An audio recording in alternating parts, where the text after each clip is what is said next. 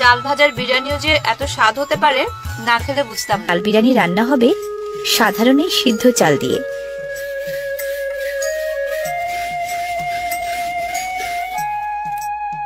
লালচে হয়ে আসা ভাজা চাল ঢালা হলো পানিতে।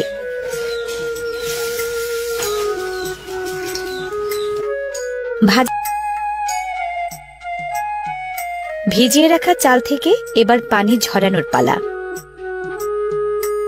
বাহ, একের ভেতরে দুই, সচ্ছিদ্র ঢাকনাই এখানে চালুনি।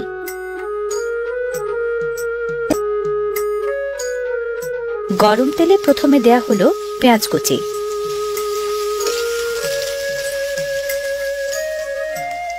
এবার আধ কাটা কাঁচামরিচ, পেঁয়াজ মরিচ দুটোই নেড়েচেড়ে ভাজা হচ্ছে।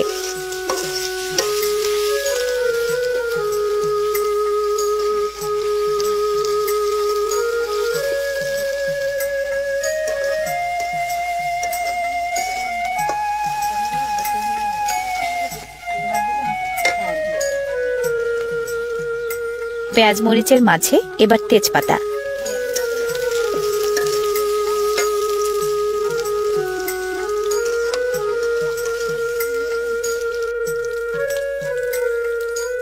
দেয়া হয়েছে এলাচ, দারুচিনি, লবঙ্গ।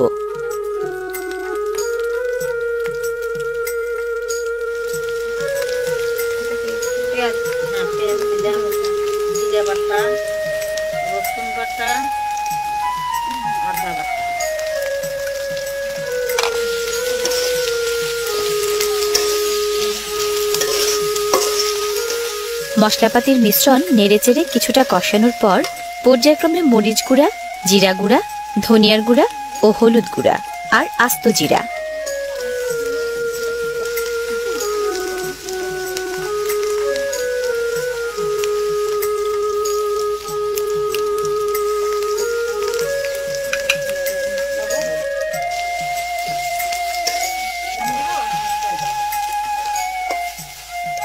লবণটা আমি দিলাম।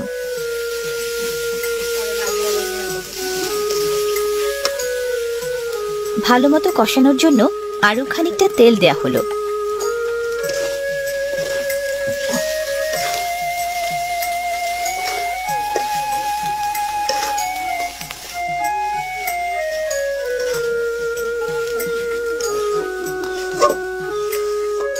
মশলা কষানোর কাজটা হয়ে এসেছে, এবার তাই পরিমাণ মতো পানি।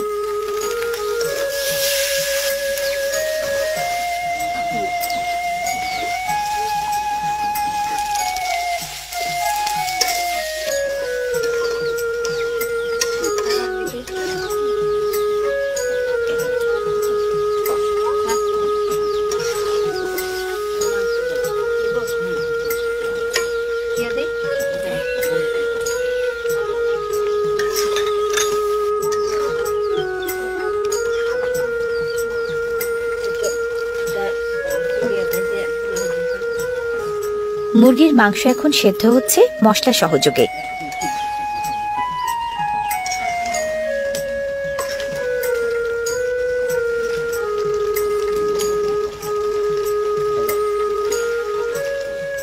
নেড়েচেড়ে জাল দেওয়ার পর এবার কিছুক্ষণ সেদ্ধ হবে ঢাকনা দিয়ে ঢেকে।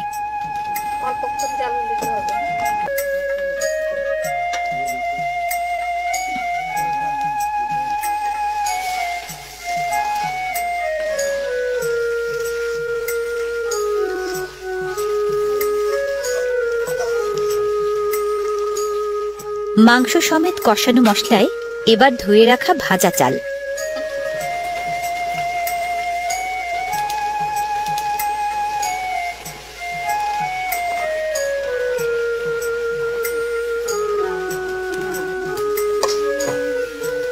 নেড়েচেড়ে দেওয়ার দায়িত্বটা এবার আমি পালন করছি।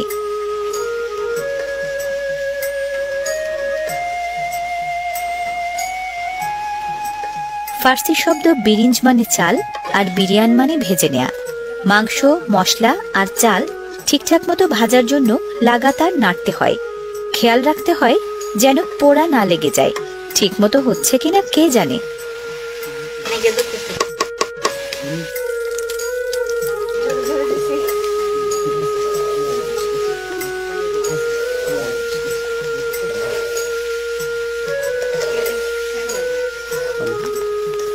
নাড়াচাড়ার এক পর্যায়ে লাগবে পানি।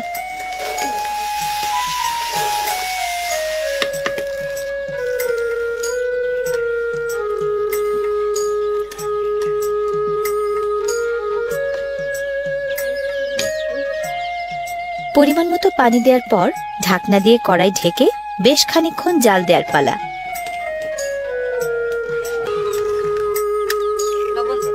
লবণ দিতে হবে একটু।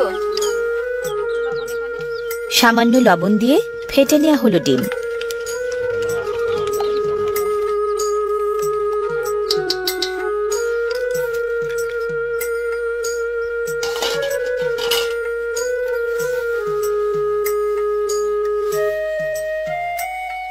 চাল বিরিয়ানিতে যুক্ত হওয়া শেষ উপাদানটা হচ্ছে ডিম। ডিম দেওয়ার ফলে রান্না করা এই চাল বিরিয়ানি আপনাকে দেবে এগ ফ্রাইড রাইসের বাড়তি মজাও।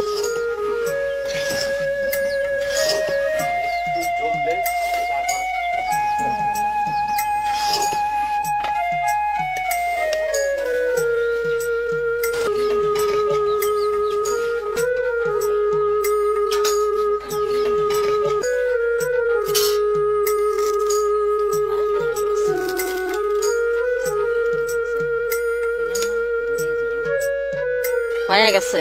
হয়ে গেছে? হ্যাঁ হয়ে গেছে। নামাবেন এখন? হ্যাঁ নামাবো। গরম গরম চাল বিরিয়ানি ধোয়া বিলাচ্ছে, সাথে ক্ষুধাবর্ধক ঘ্রাণও।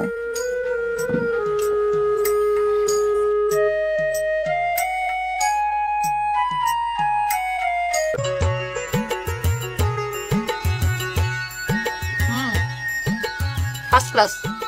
চাল ভাজার বিরিয়ানিও যে এত স্বাদ হতে পারে না খেলে বুঝতাম না।